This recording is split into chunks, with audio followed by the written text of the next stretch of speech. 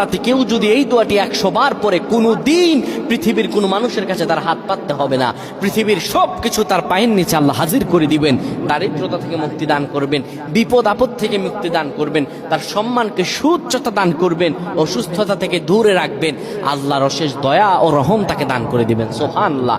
বৃহস্পতিবার রাত এটি গুরুত্বপূর্ণ রাত। এই রাত সপ্তাহে একদিন আসে, আরবিতে রাত আগে আসে, দিন পরে আসে। সুতরাং বৃহস্পতিবারের যে দিন গিয়ে রাত, এটি বৃহস্পতিবার রাত নয়, এটি শুক্রবারের রাত, এটি জুমাবারের রাত, এটি দোয়া কবুলের রাত, আল্লাহর কাছাকাছি হওয়ার রাত। সুবহানাল্লাহ। এই বৃহস্পতিবার রাত আল্লাহ তাআলা বান্দার দোয়া কবুল করেন।